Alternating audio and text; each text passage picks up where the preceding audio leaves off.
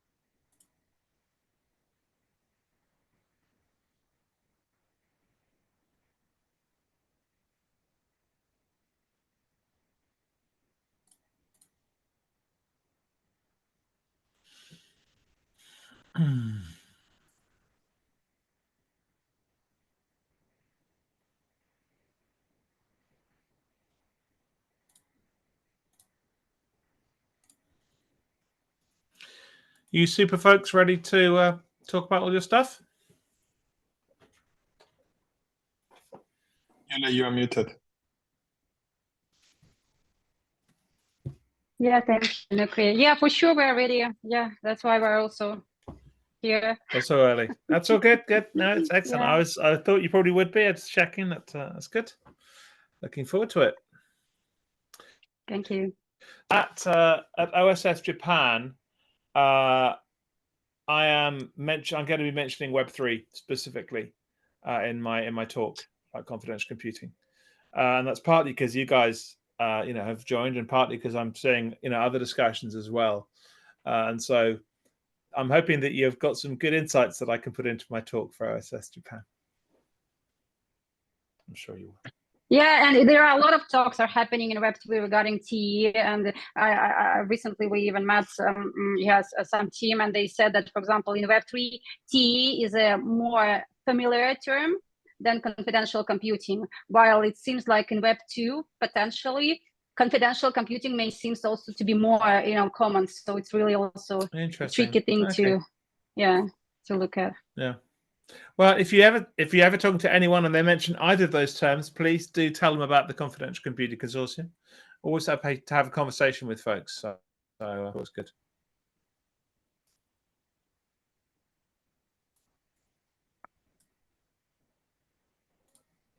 Hi, Mike. Hasham, how you doing? How are you, my friend? I'm well, thank you. Yes.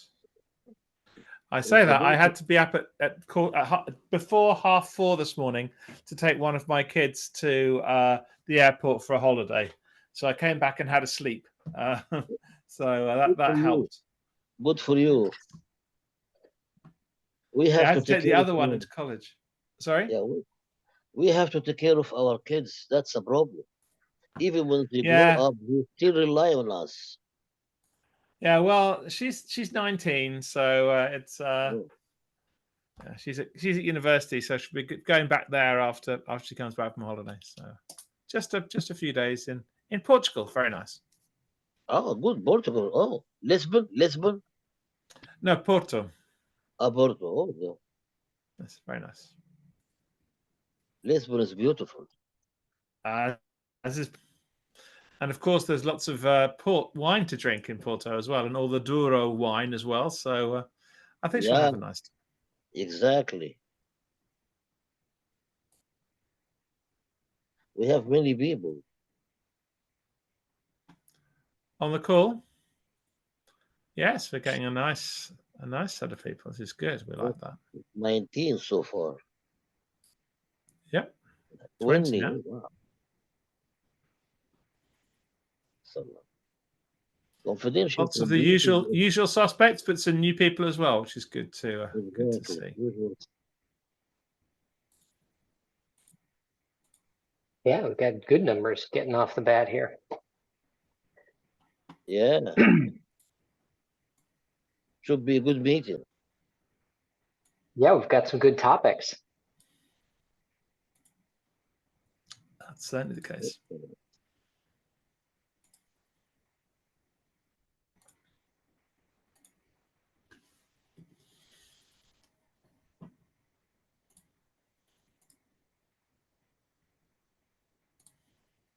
$22. Wow.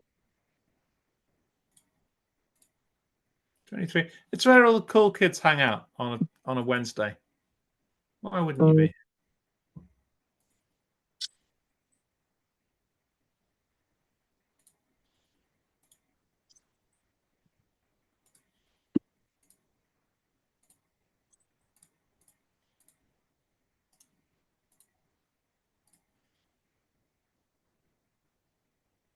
All right, I have let Zoom take over my system and throw 30 windows everywhere, so I think I'm more or less sorted. And I think we've got more than quorum here. So if everybody's good, we can get underway. Do it. All right, let's do it. Today is September 5th, 2024, and welcome to the Technical Advisory Council of the Confidential Computing Consortium. We meet every other week to talk about all things confidential computing to help advance this security technology. And everybody's welcome to jump into the conversations and contribute constructively.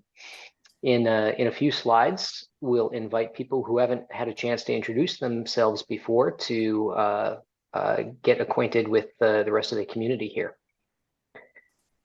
We also abide by the antitrust policy of the Linux Foundation, and you can always read more about that at linuxfoundation.org/antitrust-policy.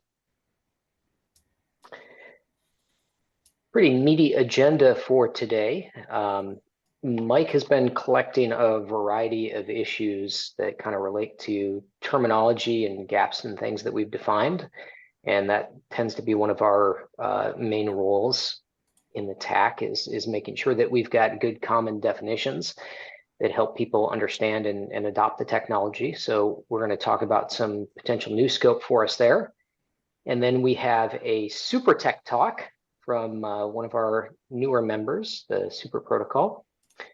And then we also have the ongoing work where we're trying to ramp new contributors into our projects using different mentorship programs that we have available to us. So I think we've got Yash available today to talk about that.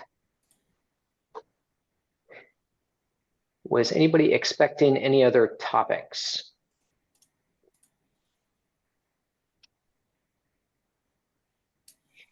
Okay, one thing that I didn't put on the agenda for this week, but we'll probably have to get to next time is talk about budget for the upcoming year. But I think it kind of makes sense to talk about that also in terms of the scope of what we want to achieve next year. So we'll probably get to that a little bit later in the fall. We don't have anything to vote on today, so I'm going to kind of glide over the formal roll call. Just sort of eyeballing things. It looks like we've got a good quorum out there. Just a note. Yeah. Sorry, on that. Go ahead, Mike. Who was? I was going to point out that Nathaniel, I believe, is no longer at ARM, and so ARM probably need to have a different person there as their rep. That's correct. Okay. So I've taken a fellow position at AMD where I'll be driving confidential computing from the AMD side. Oh, I hadn't realized it was you, Nathaniel. There we go. Yes. Congratulations. Welcome back, Nathaniel. Thank you. Yeah. Have Nice you to see updated your your face on the LinkedIn? camera You again. should make sure you do that. I have not. I went on a whirlwind tour of Europe just before I started the job and then got thrown in the deep end. So no, that's on my high on my priority list. Cool. Excellent. Congratulations anyway. Thanks. Yeah, congratulations. And while we're talking about your priority list, don't forget the tech talk on secure supply chain. Yes. Okay. Do we have anybody else from Armon with an update of the representation there? Otherwise, we can just take that offline. Okay. So if Rian or Renu could talk to them, that'd be great. I'll reach out and find out. Thank you. Okay.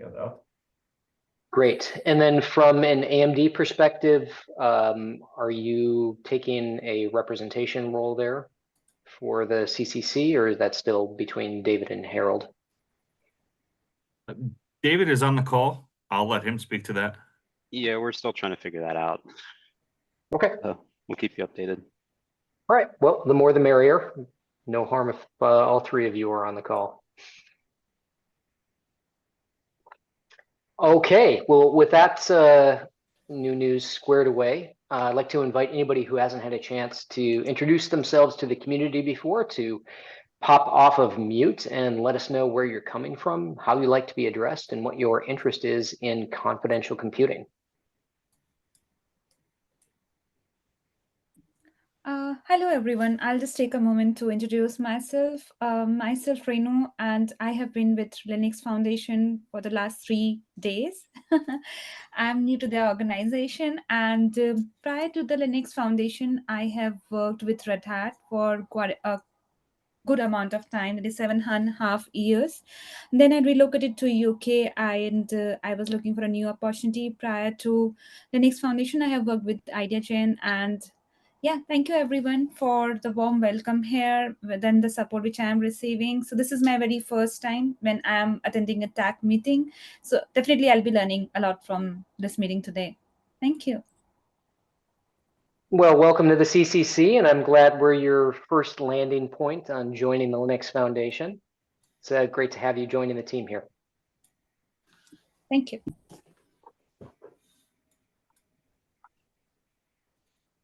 Maybe I give a quick intro as well.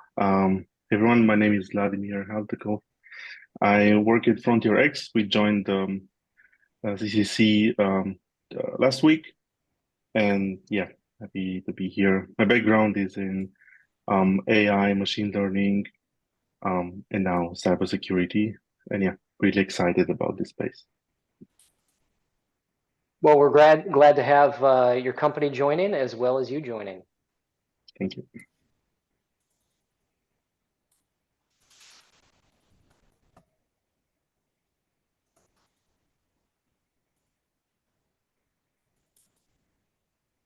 Then just a quick question, because from our side, we have our CEO and CTO. Do we need, do they need to present now or maybe during our slot to be more consistent? How do you say? However you prefer. We can introduce everybody now, or we can do it at the time of your talk. Well, let's do it at the time of our talk. Thank you. Okay, so we'll have a few more intros at that point. Anybody else who hasn't had a chance to introduce themselves? Yeah, hey, this is Chandra Nilogan. I'm an individual right now, not affiliated with a company.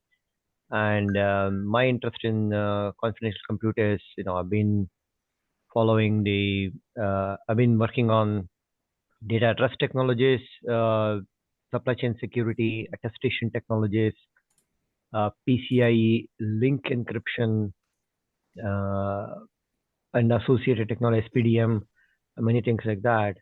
And I want to, I'm working on some things related to data storage within the scope of the CCC. I'm glad to meet everybody here. Well, it's great to have you on, Chandra.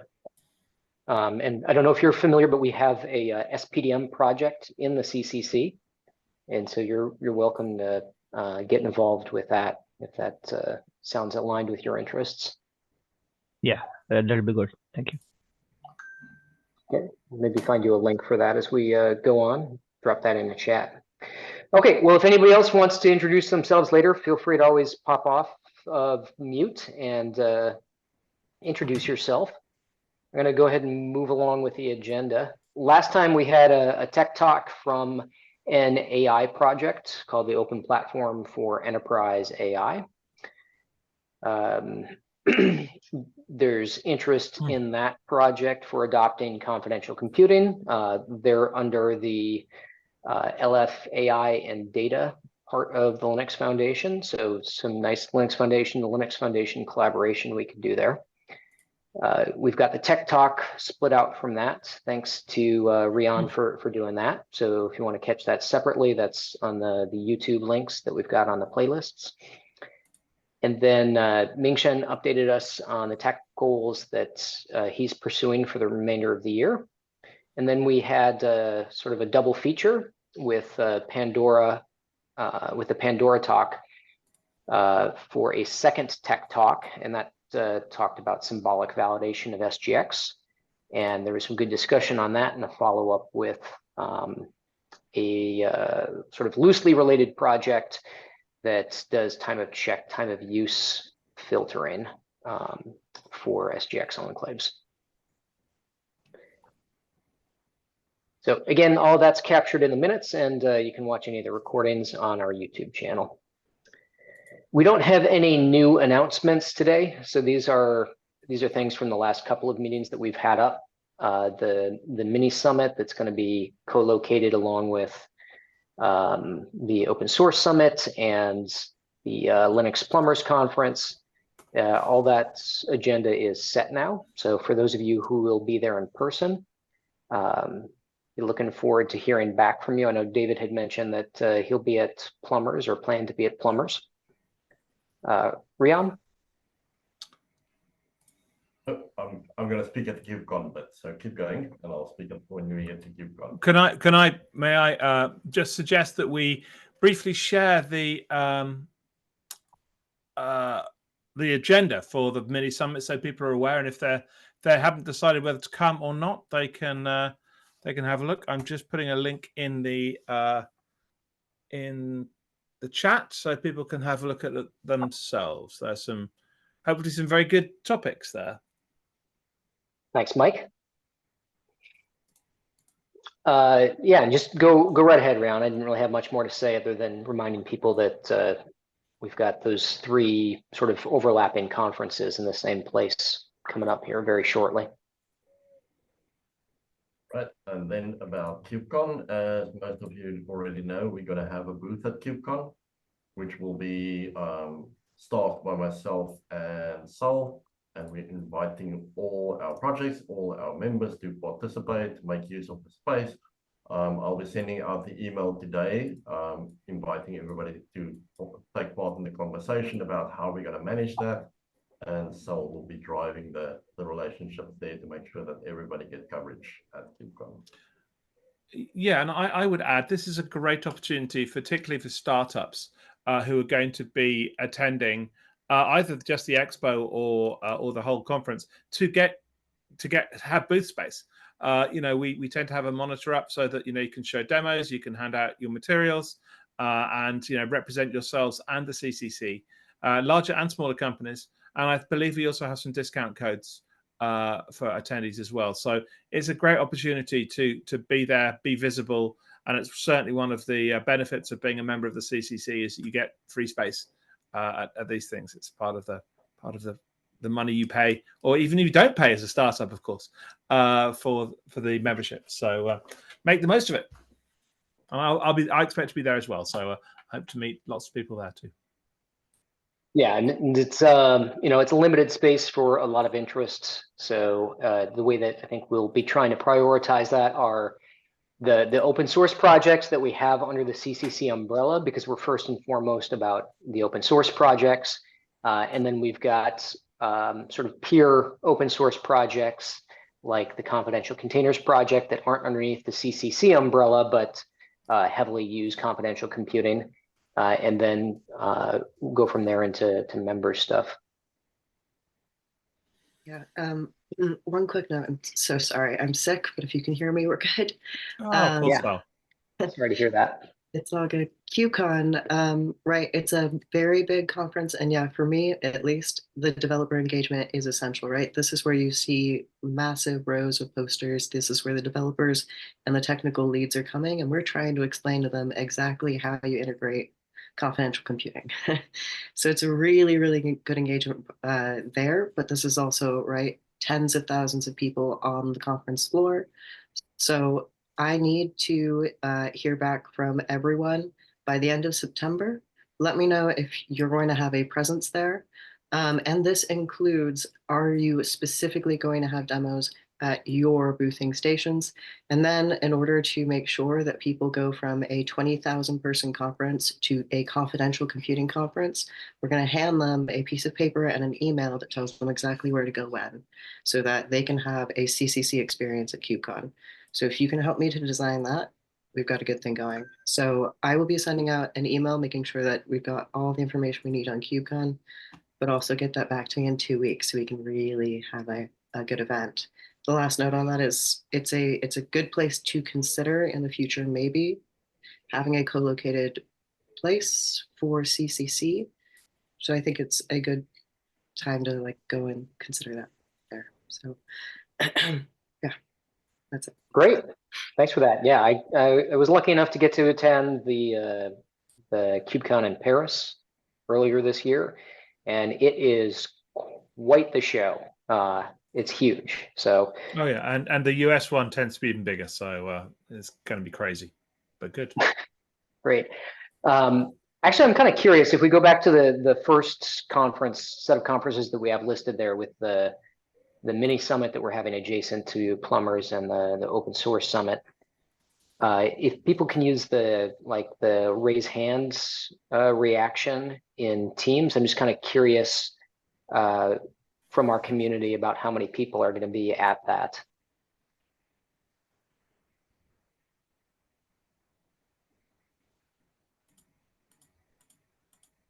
Looks like 2 of you. I think there's got to be more of you than that.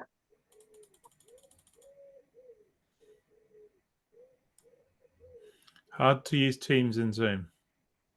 Did I say the Teams? Yeah, we go to reactions. Yeah. Oh, it's just a joke. Hi, Diana.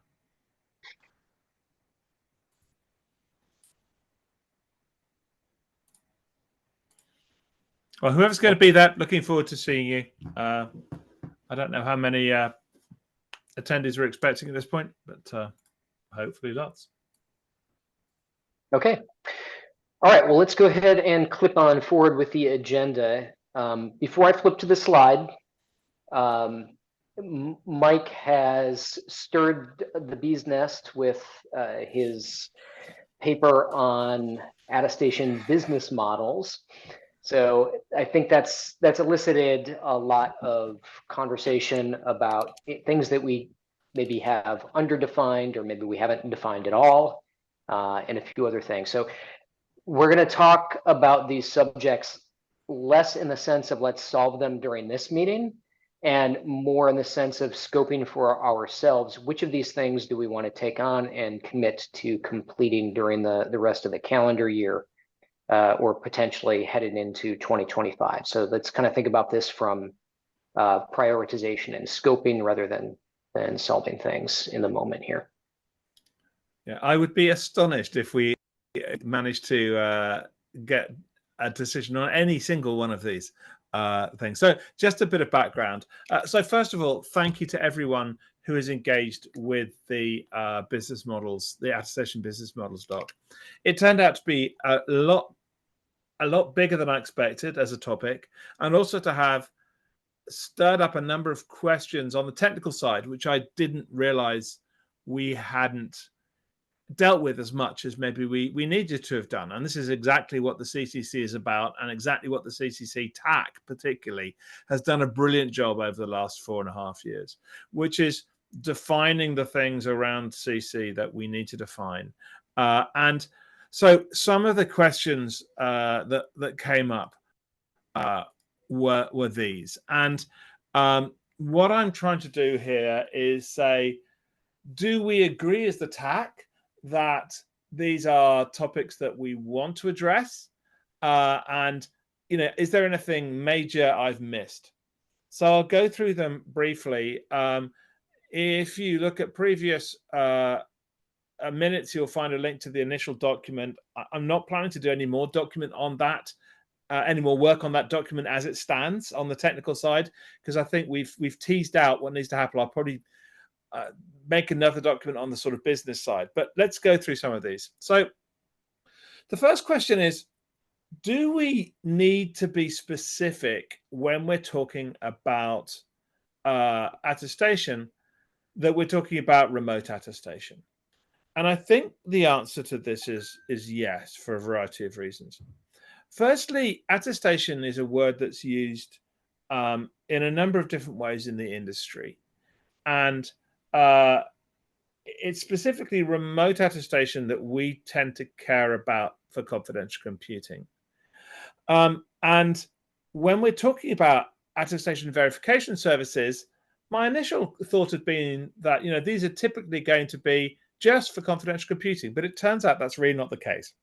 If nothing else, Verizon, which is a project, which is a CCC project, doesn't just do, you know, TE attestation, remote attestation. And so I think we need to think quite hard about what we mean, so we can be very clear what we mean when we say attestation. And part of the question really is, should we piggyback more explicitly on the RATS IETF definition of what attestation is? And if so, I think we probably need to encourage the RATS team to do some more work on this, because there are a number of things. Even the word remote is interesting, because there are use cases where you might have a locally isolated but not physically remote attestation verification service on the same machine as some of the TEs that are being attested. So is remote even the right word? And I think the right way to do this is not to try to do it all ourselves, but to work with the IETF so that we're referencing, you know, an RFC. That feels like a good way of doing it. That doesn't mean that we can't, you know, do lots of work first and then take it to the IETF, but we've got quite a lot of crossover with the people in this meeting typically and the IETF. So that's the first question. You know, what do we need to do about the word remote and the definition of confidential computing? I'll stop and see if there's any initial responses. Yeah. So my initial response is definitely, right? So there is a lot of overlap with RAT's definition in IETF, and also within the TCG attestation work group and DICE work group. Yeah. There is the attestation architecture, which is essentially derived from IETF or very closely aligned with IETF, the definition of the architecture. And to your point on the word remote, right, it's very loaded in the sense that there are platforms which have platform root of trust, which can perform attestation function of components within a platform. I'm talking hardware platform, right? Like a BMC could be attesting to the authenticity of all the components in the chassis.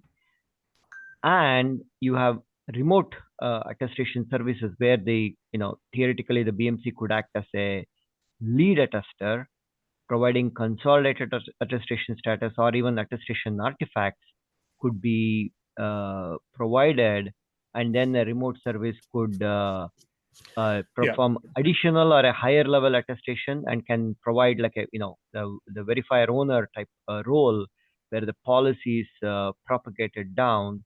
So it needs to accommodate for both the architecture, completely remote. Like many of the CSPs sure. So I mean, you raised some and, questions. You raised some questions there, which are exactly the sort of things we want to discuss. And so I think the answer is yes. I would immediately argue with you on one of them, and I'm not going to do that because this isn't the time to do it. So let's make sure we have this conversation. That just makes it very clear that we need to have it. So that's really good. Thank you, Chandra. I think attestation, I've been more concerned lately that the term is becoming extremely overloaded. And that in fact, we have a verb that seems to be describing a whole bunch of different activities, which sometimes are rather distinct from one another. And I almost wonder if it would be better for us to come up with a separate set of verbs for each of them, and then nounify each of those verbs. So one of the problems we have is that we want to be coming up with some basic and easily understandable marketing usable terms, and there is a huge tension here. So I agree, Nathaniel, and you'll see endorser and endorsement further down the list as well. Henk. Hi, everybody. To no big surprise, I am responding to this. I want to bring up the audience for this document. And the audience of this document is a high likeliness that they will be aware of a specific type of attestation. So this document is dead. This document is dead. Okay, assume that this isn't going to happen. Okay, but we do need other the documents. Same. Okay. Yes, but the audience will be the same, and they will be familiar with, and I'm giving an extreme example now, the Secure Software Development Attestation Form. That's an attestation. It's literally a checkbox piece of paper that you sign per hand. Even in technical terms, with remote attestation, that would be an endorsement. And so that's basically addressing the audience. And I heard attestation is an overloaded term. Now on record with my TCG attestation working group co-chair hat on that named that working group, yes, do not use that term. Okay, and so that is my opinion here. Just to highlight this, it has to be qualified in context. We have to collaborate with other bodies to get those qualification for attestation in running, and that's good. Okay, so what I'm hearing is everyone agrees. Well, I'm not hearing any disagreement that this is something we need to do, and it's probably one of the top things we need to do. So I suggest we move on to the next question, which is there's actually a whole bunch of other things that we need to define, and we need definitions at I think at least 2 levels, and this kind of comes back to your point again, Henk, which is that we need to be able to define these things for engineers, and we need to define these things for people who want to find out about confidential computing. You know, a quick definition on the website, for instance, or when you're talking to journalists or analysts or business folks. And so we need to make sure that we have workable definitions across that spectrum, shall we say? And some of the terms that have come up are, well, what is an attestation verification service itself? What is a workload? What is endorsement? What is an endorser? What is a TEE? So there's a whole bunch of questions there, which I think need their own work. Again, any particular questions about this, or is this kind of self-evident to us, do we think? Hearing a shout out to the glossary proposal that we started earlier. Yeah, indeed. And I think that's one of the things there, that the glossary is probably going to be aimed at a high-level audience, but we can't do that unless we have a low-level definition on which those are based. And I think it's really dangerous to do that, do it in the wrong direction. If we would, it's like, yeah. I have a sense that part of our difficulty here is that directionality is that we're working from sort of like the hardware cloud side up rather than from the end consumer down. And that terminology might fall out more accurately if we worked the other direction. What do you mean? Please expand. So basically, like, I think of attestation as a process, as a chain that starts with a hardware root of trust endorsement, essentially, and ends with some final service making a decision of whether or not to disclose some data to a computation. And there's a bunch of ... in the middle. And what sort of ends up happening is we cast our terminology from directionally from one side, sort of into the void. And we expect that things will happen in the void rather than plumbing the whole thing end to end. But I don't think that there's a single vision for the whole thing end to end, which is why we end up in this terminology problem. So I think okay, I'm not sure I still understand, but that's fine. That sounds like part of the discussion that we would have. Yeah, indeed. Yeah, So, let's take it offline. So I think we all agree that definition. I love the fact when we say take it offline, we usually mean take it online, but I know exactly what you mean. That's fine. Okay, so the next thing is there are a number of AVS specific questions. Now, I mean, that kind of assumes we've decided what we mean by an attestation verification service in the first place. But some of the questions that came out and some of the discussions we've had, both on the document and in here and in the attestation SIG and in the GRC SIG, in fact, are, well, first of all, what service characteristics should you expect an AVS to provide? What must it provide? What should it provide? What may it provide? Using standard RFC language here, right? And I've got a list of 11, 13 or so of these different things. And I'm sure we can come up with more of them. But I think it would be very useful for people looking either to run or consume AVS services to have this set of questions. So the next one is a tricky one. And this came up from a piece of work done by the GRC SIG. And they were looking at what an AVS was because they wanted to be able to talk about governance of an AVS, which is an entirely appropriate thing in their scope. And they kind of assumed that one use case of an AVS would be that it didn't know anything about workloads. It didn't know about the hashes of the workloads or policies of the workloads. All it knew about was a signature and a certificate or a public key associated with that signature. And it would say, yes, this looks like a good signature. That's a very, very specific use case and kind of weird because of the way that attestation measurements happen. And I think one of the questions we need to ask ourselves is it a plausible one? And I'm unconvinced in either direction, frankly, about that. And I think it's a very good discussion to have. And I 100% don't want to have it right now because Diana, go for it. All right, quick. You have a quick comment. Please make it quick, Diana, because you're one of the people who discussed this right on the document. So let's have it. Yeah, I would say that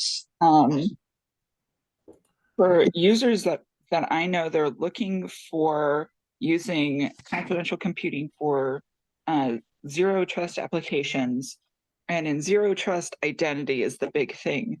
And what we're doing with the hardware-based measurements is we're giving code identity. So I think that code identity that is provided by TEEs is the right way to talk about the attestation that we're working with, because that is what people are interested in getting their hands on. I don't disagree. I think the question is whether there are other uses as well. So yeah, that's yeah. Sorry. Could someone venture a statement as to what value an AVS has if its only job is essentially to validate a signature and then communicate that validation to another party, which will likely involve some other integrity mechanism to ensure the transmission between the AVS and the other party, which will likely involve a signature, right? Like, so I've got a couple of use cases, I think, where you might want to consider this. One is where you want to have the policies that you're applying on workloads very tightly coupled to your organization, and you don't, for whatever reason, want to share them with another party. And assuming that policy management is one of those things, that might be a reason. The other is where you don't want to be outsourcing workload management. I mean, removing, adding, deprecating, revoking workloads, and managing all of that externally because you want to do that internally. Those are the kind of use cases I can think of. Again, I'm not convinced either way, but I can see why that might be considered. Does that make some sense, Nathaniel? I think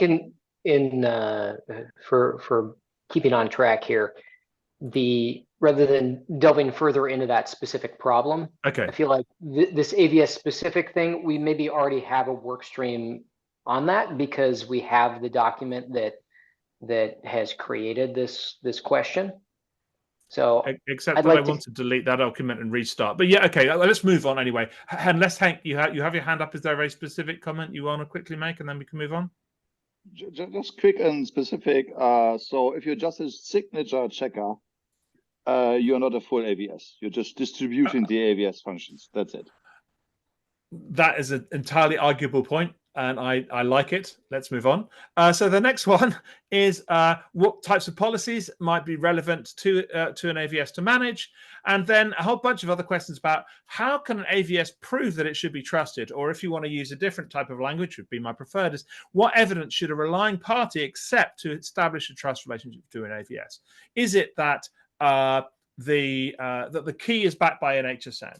Is it that the code it's running is open source? Is it that there's a third party who has endorsed that code? Is it that the liveness of that code is assured? Now, there are a number of things here, and some of them are human based, some of them organizational based, some of them process based, and some of them technical based. So I think these are other things that are interesting questions that have come up in these conversations, and I don't have a useful answer to these at this point. So moving on from AVSs, what entities may a relying party wish to remove from their trust chain?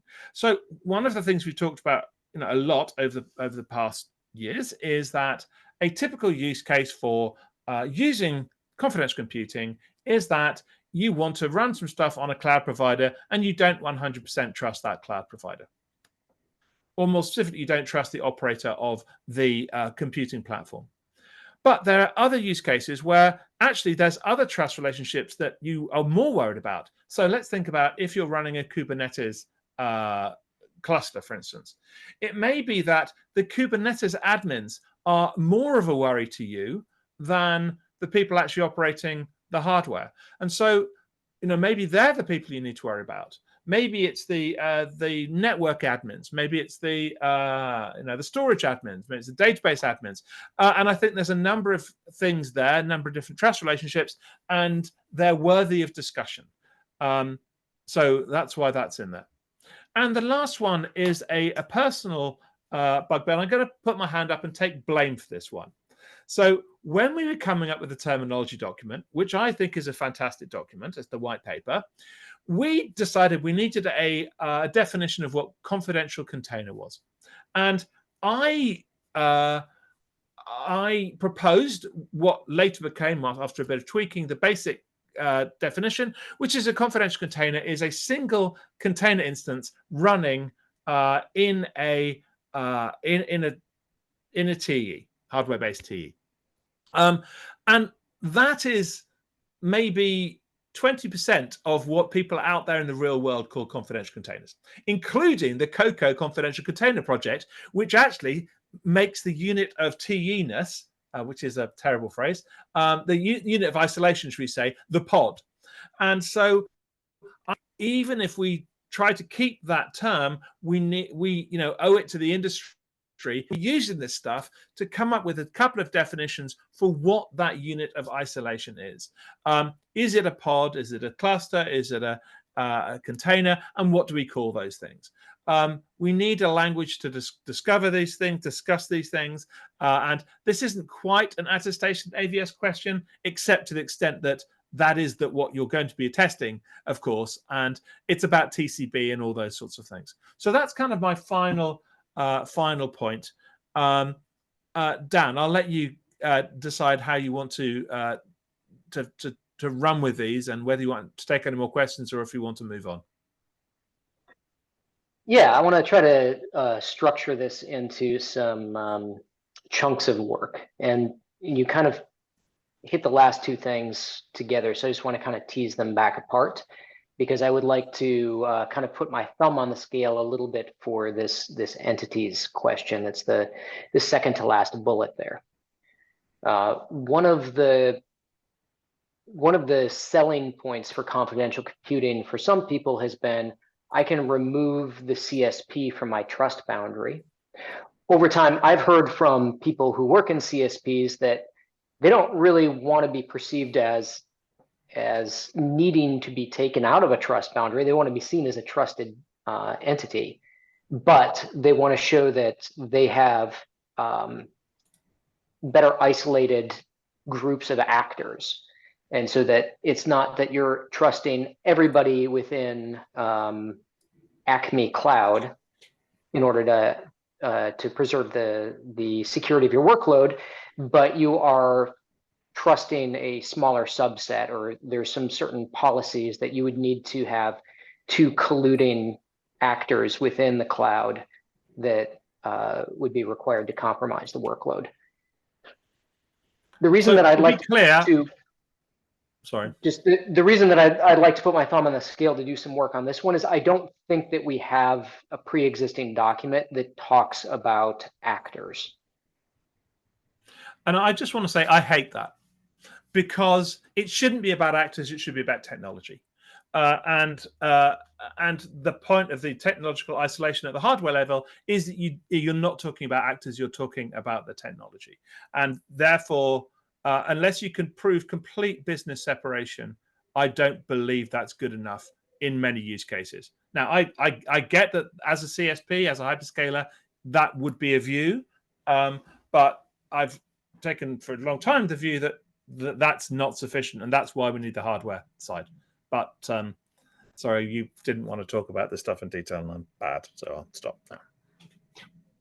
Well, I'm curious from people whether they are relying on CSPs, or maybe they work for a CSP, whether it makes sense to them to pursue some more definitions of trust roles for actors.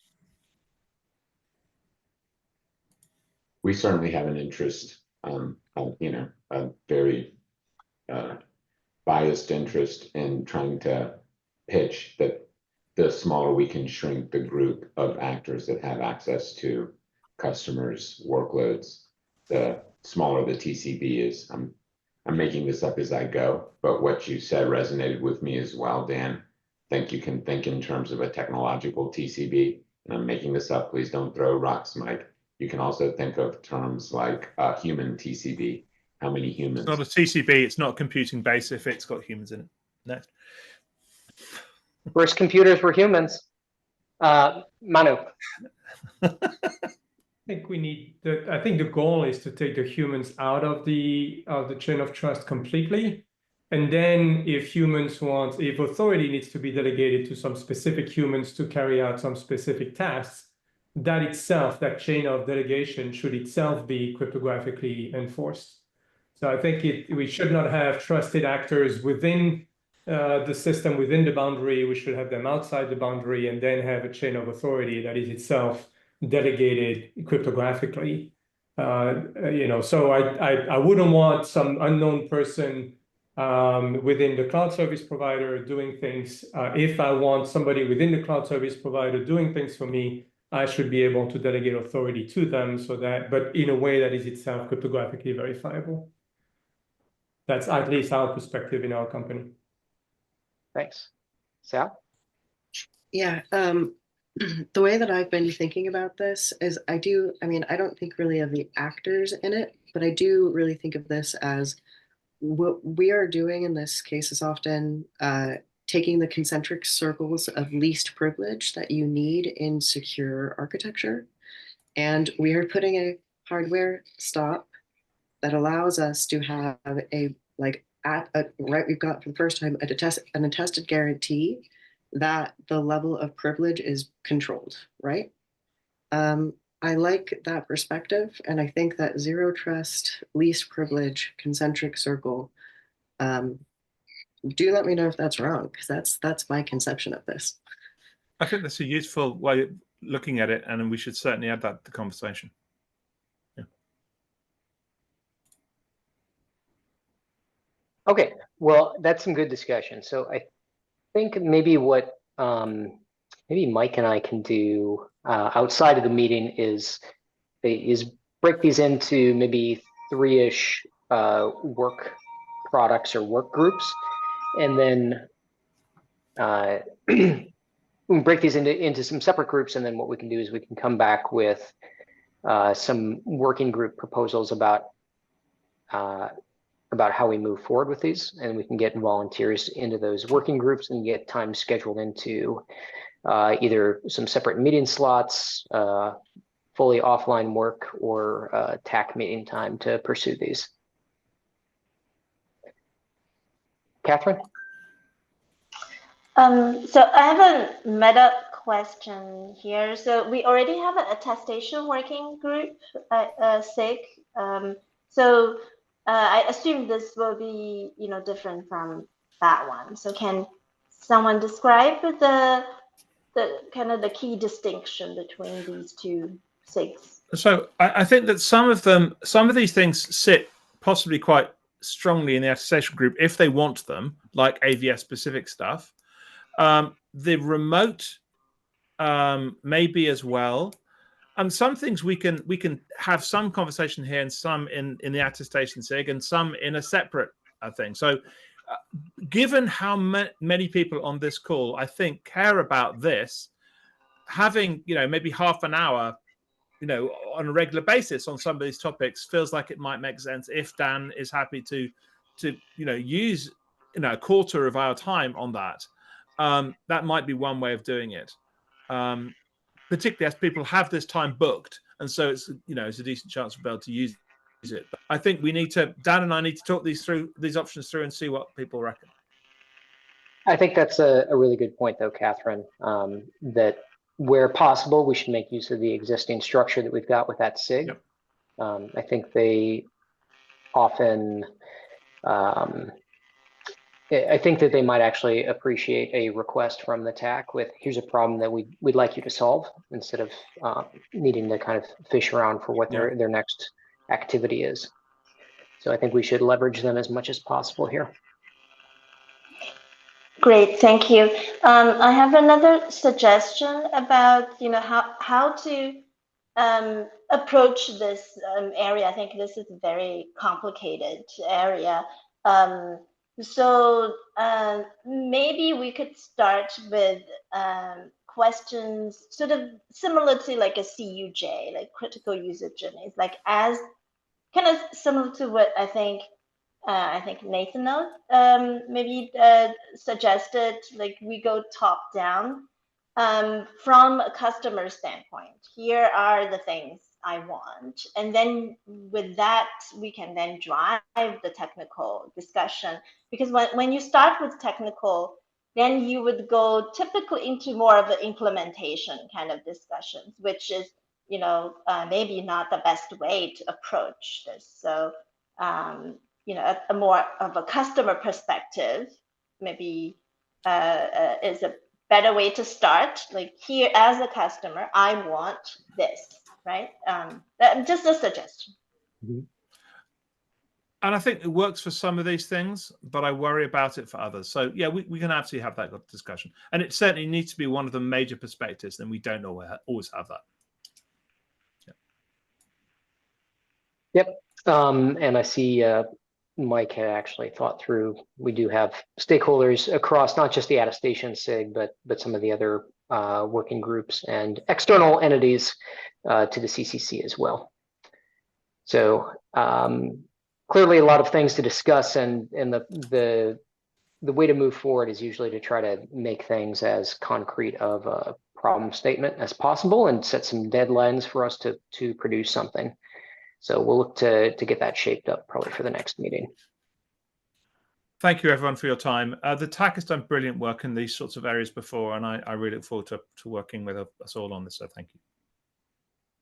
Yeah, so before next meeting, if you've got additional thoughts on this, feel free to drop them into the TAC channel in our Slack or send notes to the mail list. That's one of the main reasons we have a mail list, is to do some of this thinking outside of the meetings.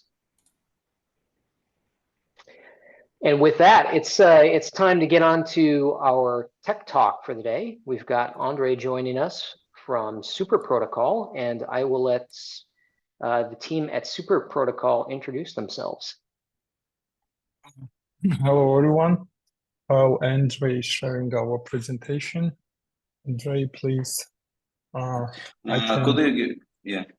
thank you. Yeah. Because I I'm Nukri. I'm founder and CEO of Super Protocol. Here we have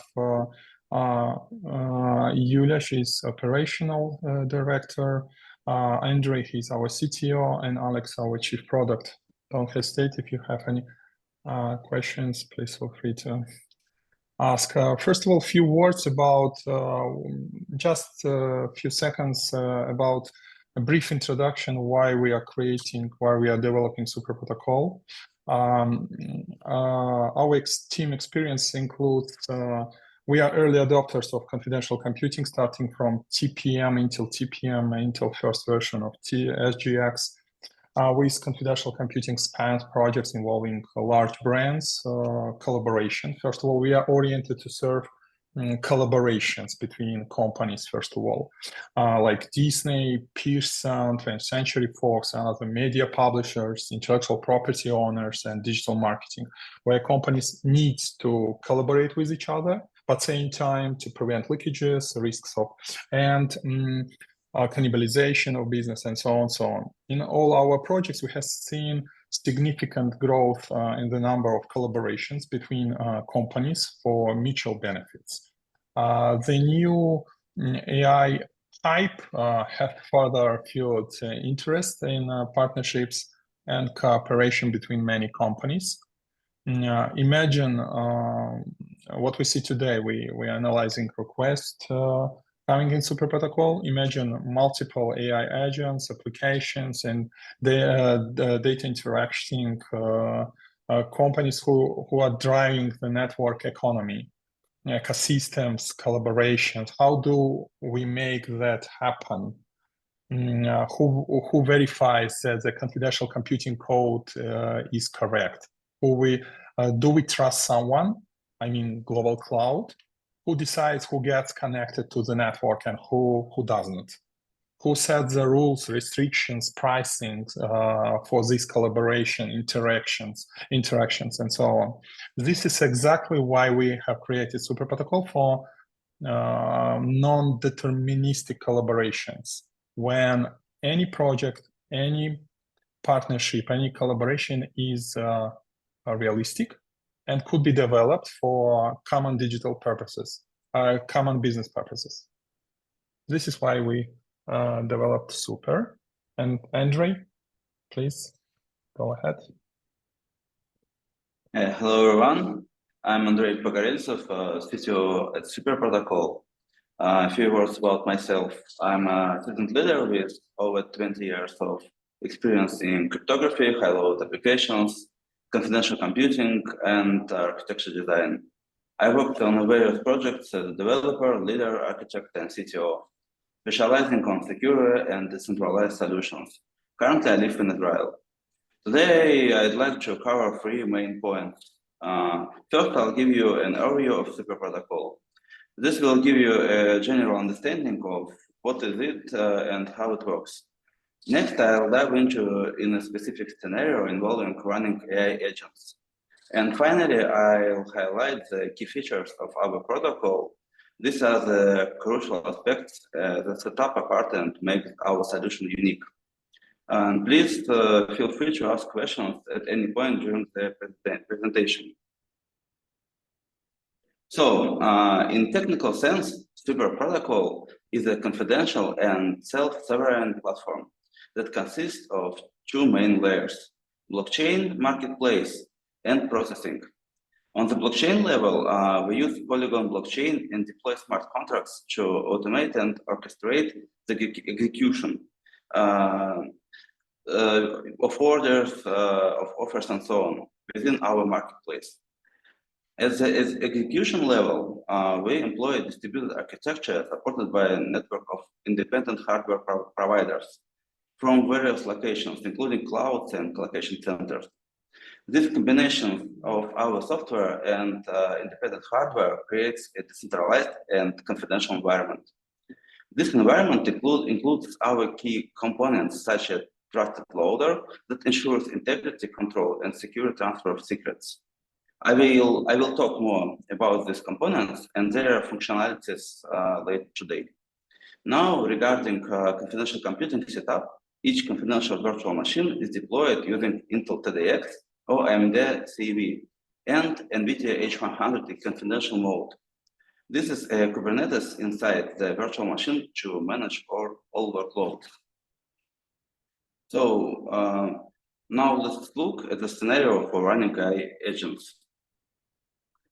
In this scenario, we launch multiple agents within Super Protocol. These AI agents can interact with each other and also generate any additional processing of the results, all within a decentralized confidential environment. To launch an agent, you need to select an engine, provide an AI model, and you can also use dataset for data processing. It's also important that each of these components have different owners, including hardware owners. When we are running multiple AI agents in Super Protocol, we need to focus on several key aspects to ensure security and confidentiality. First of all, we make sure users can review and audit the code of the applications they are launching. This transparency is crucial for building trust. We also have strict controls in place to prevent unauthorized access to the solution and memory during execution. This is vital for maintaining confidentiality, especially when agents are interacting with each other. Another crucial point is to ensure the immutability of the launched applications and data. We ensure that no one can tamper with the agents or information they are processing. We provide trusted reports on the launch of each agent, and the agents themselves can generate reports. This gives users insight into what's happening and helps with accountability. Lastly, we offer tested access to the launch solution. This means users can be confident that they are interacting with genuine unaltered version of the agent they intended to use. All of these measures work together to create a secure, confidential environment. This allows multiple AI agents to interact, process data, and generate results, all without compromising security or trust. It's particularly important in these scenarios when you're selecting engine, providing model, and potentially using data sets for processing. Our safeguards ensure that the entire process from launch to result generation maintains its integrity and confidentiality. All right, let's move on and discuss the key problem the Super Protocol addresses, building on what I've already covered. So one of the main challenges in confidential computing is establishing trust in the execution environment. Super Protocol addresses this directly with its engine web UI. This component serves as a trust anchor for the entire execution system. But what makes the trustworthy, you might ask? Well, the engine is completely open source. This means anyone, developers, users, or third-party auditors, can review the code and verify the integrity. We provide this transparency by making the web UI engine hash publicly available and recorded on the blockchain, so anyone can verify it themselves. And you know, we don't just rely on individual scrutiny. The engine web UI also undergoes thorough security audits conducted by independent organizations.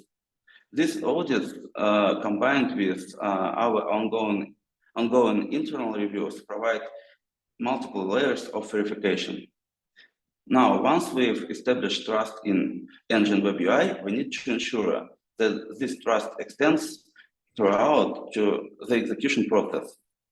That's where our trusted loader comes in. It's a key component of our protocol that ensures that the code and data are immutable from the moment it's transmitted until the moment it's executed in our confidential virtual machine. And just like the engine web UI, the entire protocol will be completely open source and subject to continuous audits. This end-to-end transparency and verification process creates a robust foundation of trust for running AI agents and processing sensitive data in our decentralized confidential cloud environment. Building on our discussion of trust and transparency, let's go into how Super Protocol leverages trusted execution environments, OTs, to further enhance security and confidentiality. Yeah. At the heart of our secure computing model is T, a secure area within the processor itself, where code and data can be processed in complete isolation. This isolation ensures that even if the rest of the system is compromised, the operations within the T remain confidential and tamper-proof. But how do you know that your code is actually running inside this secure environment? That's where remote attestation comes in. It's like getting cryptography sign proof that your application has indeed launched inside the T. This mechanism allows users to verify from everywhere in the world that their sensitive computations are being executed in the promised secure environment. Now here, where Super Protocol really stands out, we are not tied to any single T technology. Our platform is T agnostic, meaning we can work with various trusted execution environments. This flexibility is crucial because it allows users to choose the T that best fits their needs. This also means that you are not locked into a single vendor or technology. You can select the T that aligns with your specific security, performance, and hardware requirements. It's all about empowering you to customize your confidential computing setup while maintaining the highest level of security and trust. Okay, great. Let's walk through the crucial process that ensures secure and verified execution in Super Protocol. First up, we have the trusted loader. Think of this as a security gatekeeper. When it starts, it doesn't immediately begin processing orders. Instead, it generates a certificate like a unique cryptographic ID badge. Along with this, it creates that we call a T confirmation block. Yeah, you can see it here. Or TCB. This TCB is essentially a signed report from our remote attestation mechanism, verifying the secure status of the environment.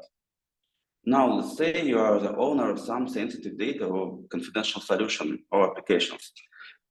Before you hand over your valuable assets, you want to be sure that they are going to the safe place, right? So you take this TCB and the attestation report and verify it. It's like verifying the security vault before you store your valuables. Once you satisfied that everything checks out, you provide your data solution along with the encryption key to the order. Here where trusted loader steps in again. It analyzes order components to make sure everything is okay. No tampering, no unauthorized changes. Once it happens, it uses the encryption key you provided to decrypt the data or solution, all within the confidential environment we have established.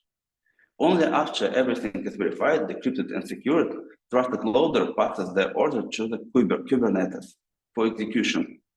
This means your sensitive computations or data processing happen in a completely protected space, invisible from the outside world. This multi-step process ensures that at every stage from initial setup to final execution, we maintain a chain of trust and verification. It's our way of providing you with the confidence that your confidential computing needs are being met with the utmost security and care. Now let's break down this next part of the process, which focuses on how we control access to solution and memory during execution. This step is crucial for maintaining trust and transparency throughout the execution of an order. As I told before, the trusted loader springs into action. It creates its own self-signed certificate. Then it publishes the certificate to the blockchain along with the T confirmation block. By putting this information on the blockchain, we are creating a public, immutable record that anyone can verify. Now, when it's time to execute an order, the loader takes an extra step to ensure accountability. It issues a certificate specially for that order. This certificate includes cryptographic hashes of crucial elements like solution being run and data being processed. It's like creating a unique fingerprint for each order. We don't keep this order certificate secret either. The public part of it gets published right in order itself to the blockchain. This means there is a transparent, verifiable record of what's being executed. But we are not done yet.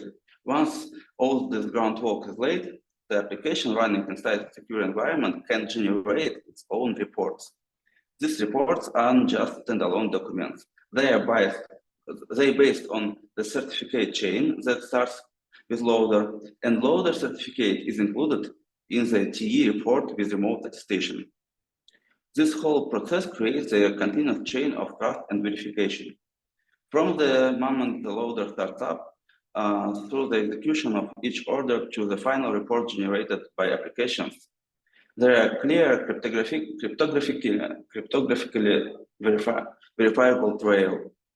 It allows anyone to audit the process, ensuring that what's happening inside our confidential computing environment is exactly what's supposed to be happening without ever exposing the sensitive details. This level of transparency and verifiability is crucial in building trust in a confidential and self-sovereign cloud like ours. Okay, and the last thing I wanted to present today is how Super Protocol provides secure access to the confidential computing environment of an order. We've implemented a secure system called tunneling. Imagine creating a secret passage for your AI model to travel across the internet.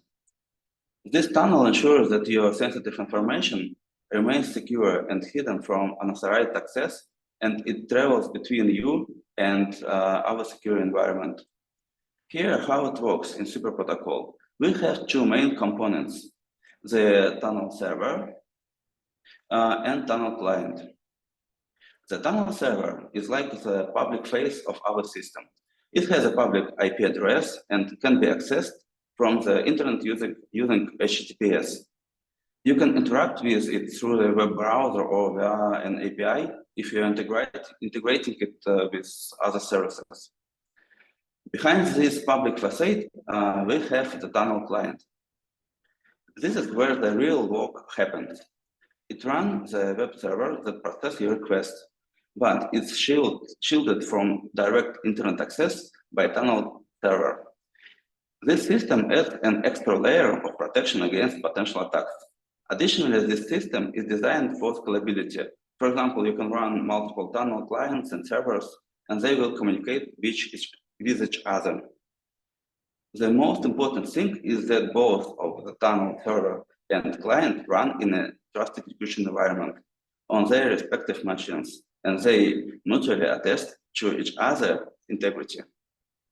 When a confidential application starts a tunnel, it essentially creates a secure trusted channel for communication. The application also includes the TLS certificate for the tunnel in its report, which you can view and verify. This means that you can be confident that when you interact with application, you are doing so over a secure trusted channel. This tunneling approach allows us to offer decentralized confidential computing as a web service, making it accessible and secure. It's our way of bringing the power of confidential computing to the simplest tasks while maintaining the highest standards of security and privacy. So I told you about the Super Protocol and what things it allows you to do. I hope you have some further questions. I will be happy to answer them.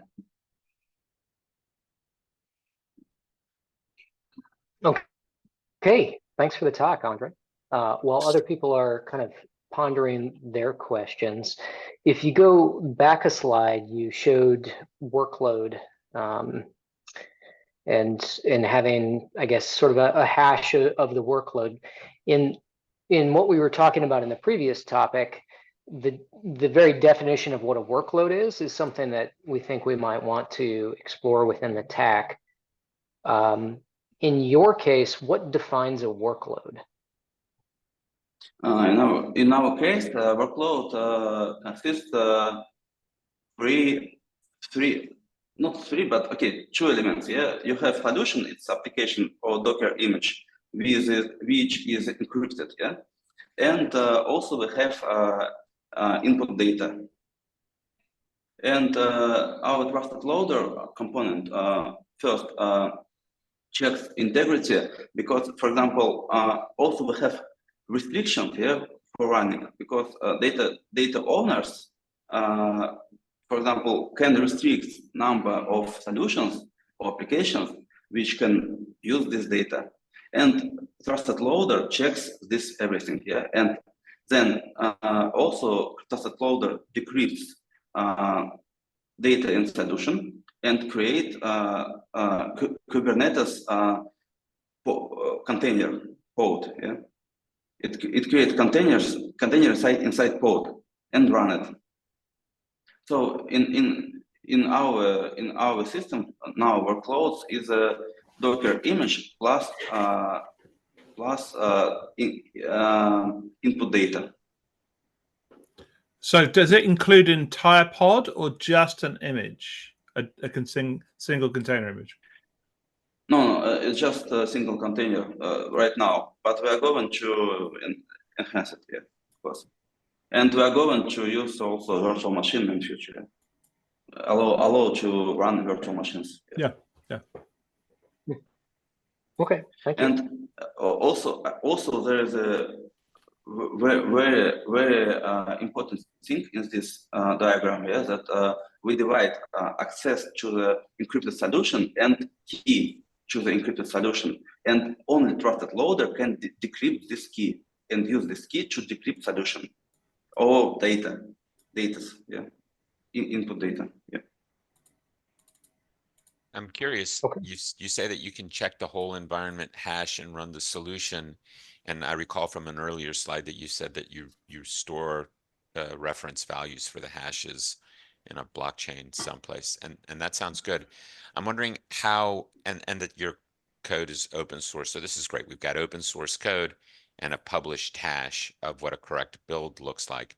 Do you offer the ability for customers to reproduce the builds and generate their own reference value hashes to make sure that the reference value that's provided in your blockchain is one that I can actually see for myself and verify for myself? Yeah, we're working on it. We're working on creating reproducible builds.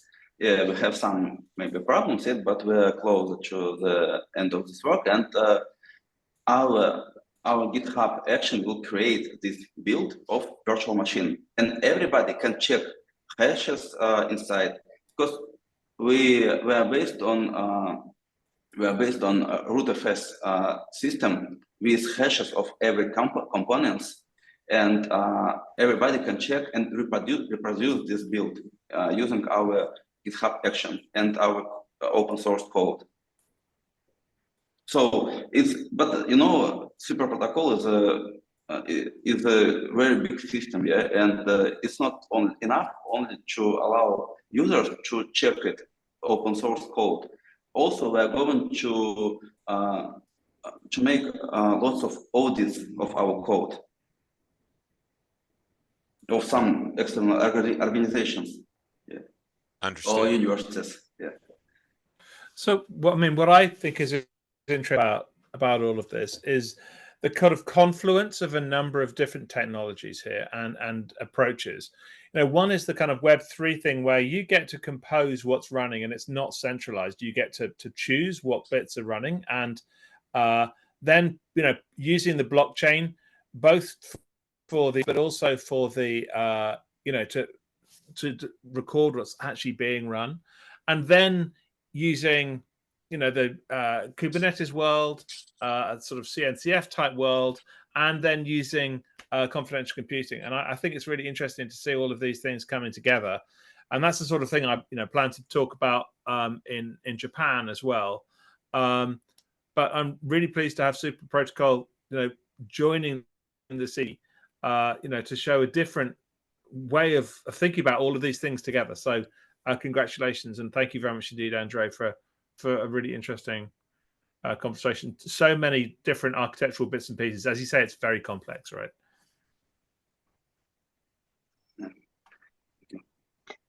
Any other questions for Andre before we move on here?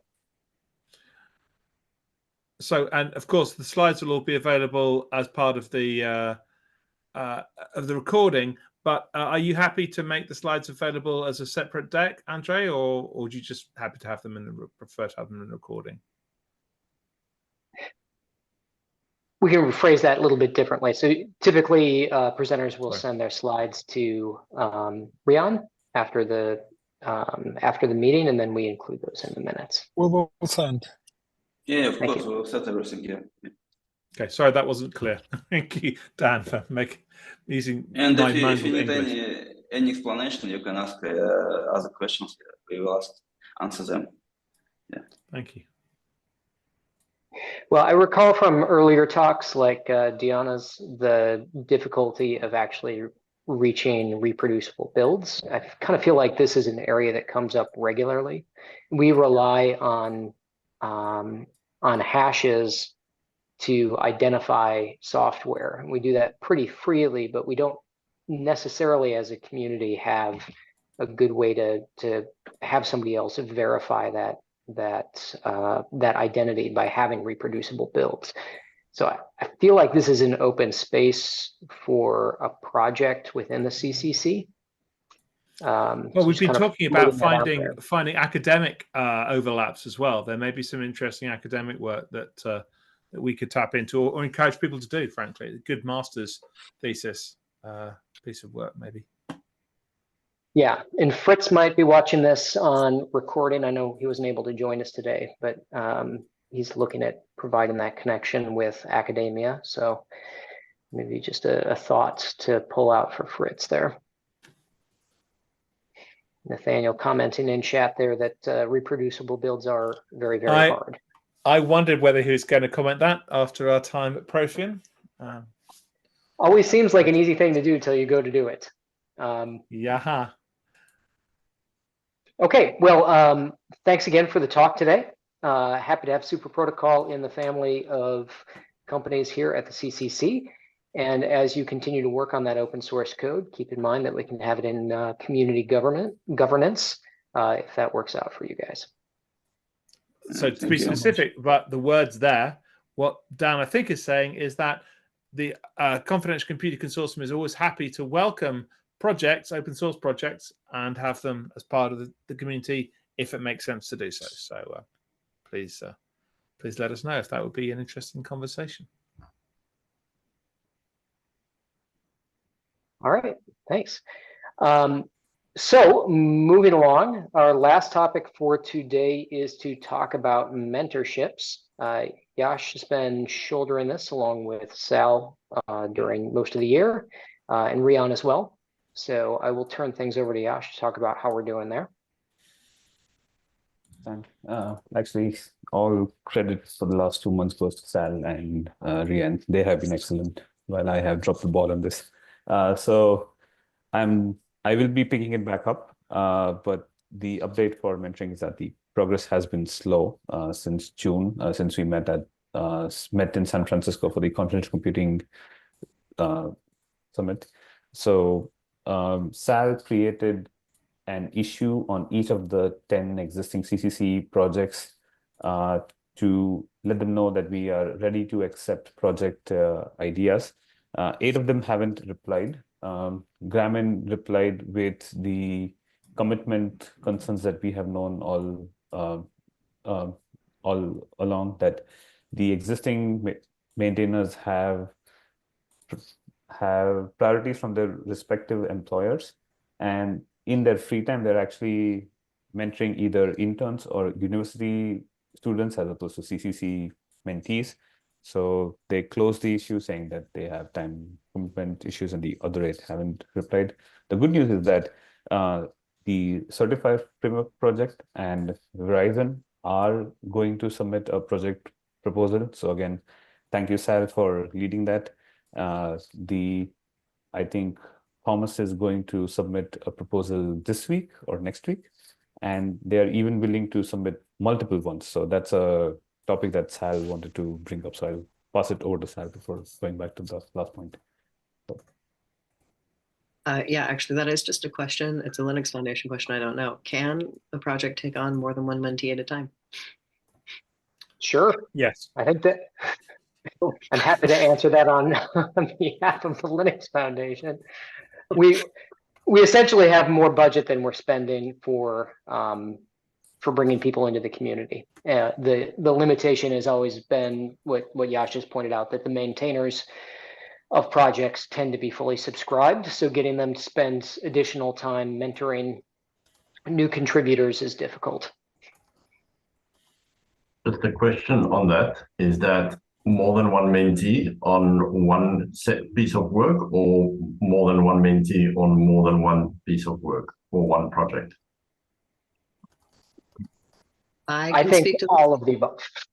Yeah, yeah. So I do actually think that if a project takes at least two, mentoring two people is better for even the mentees than one. It saves the maintainer time. And there's also the added thing of just having an extra set of eyes on all of your PRs and issues before the maintainer has to look at it. It makes all the documentation better immediately.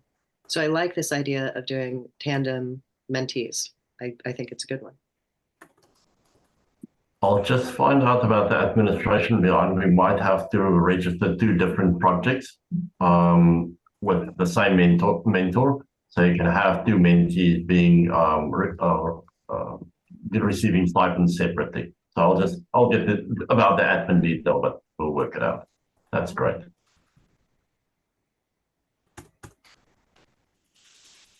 So the final update is that actually, Dan, you made this point that the 2023 retrospective is that when we have tried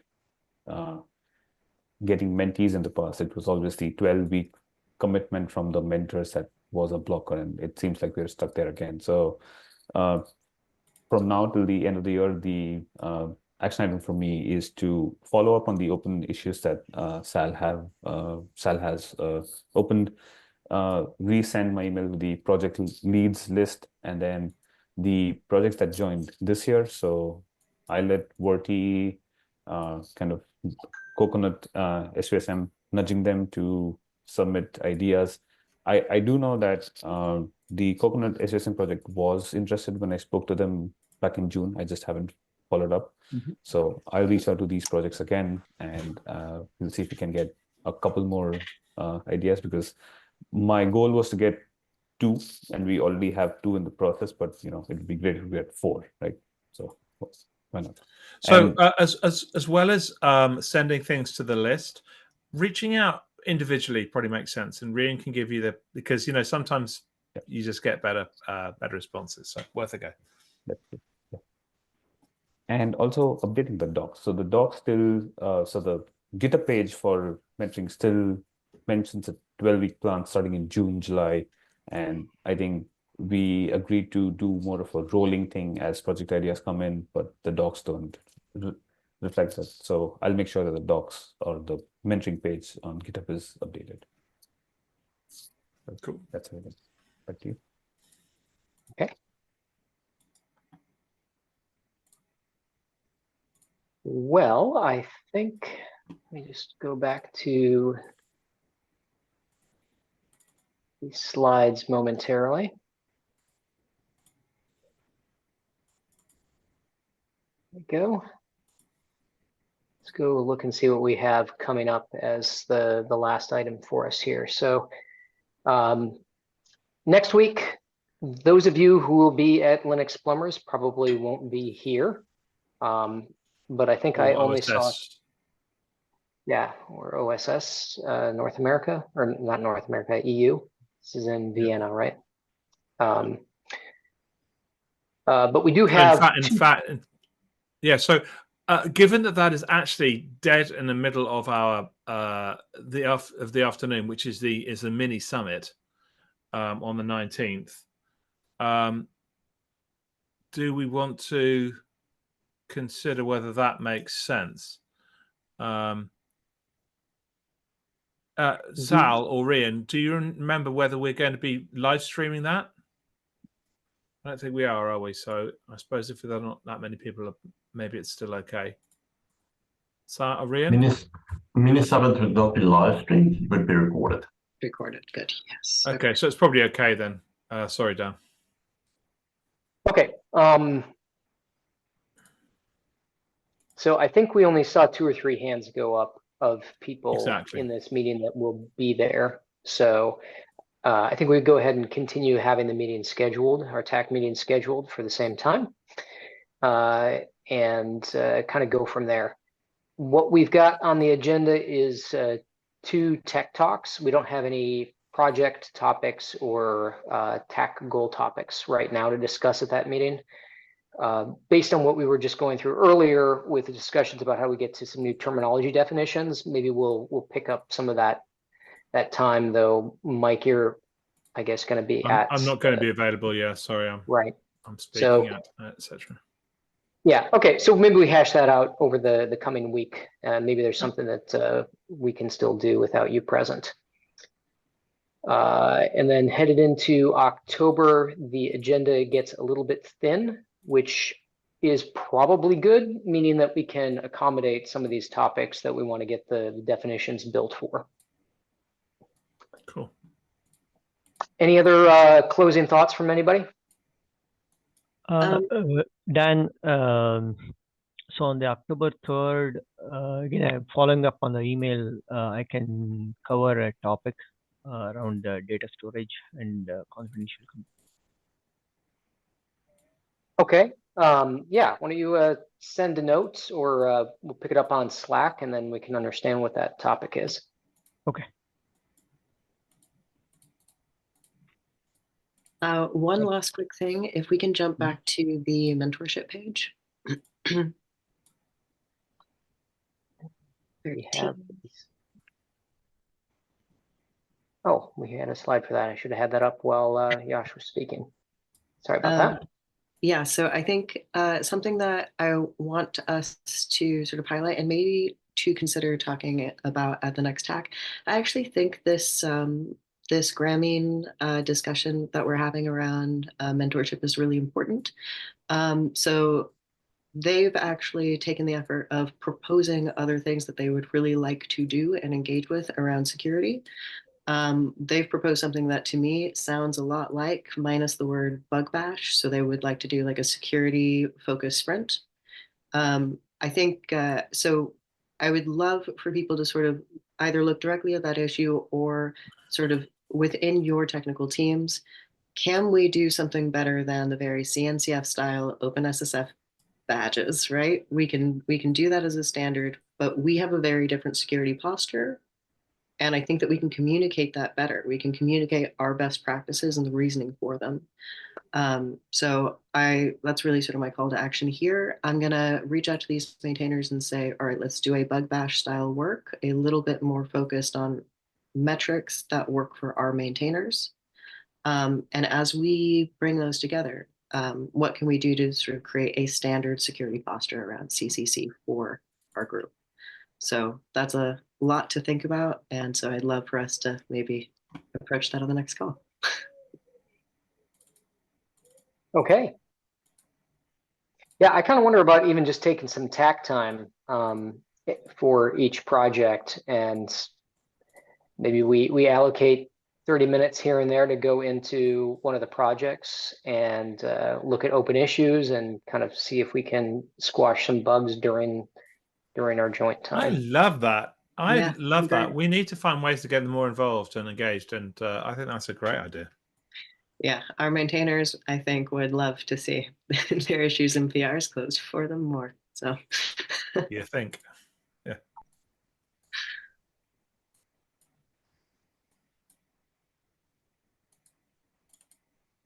Okay, just making a note about that. All right, so I think that brings us to a good conclusion for today.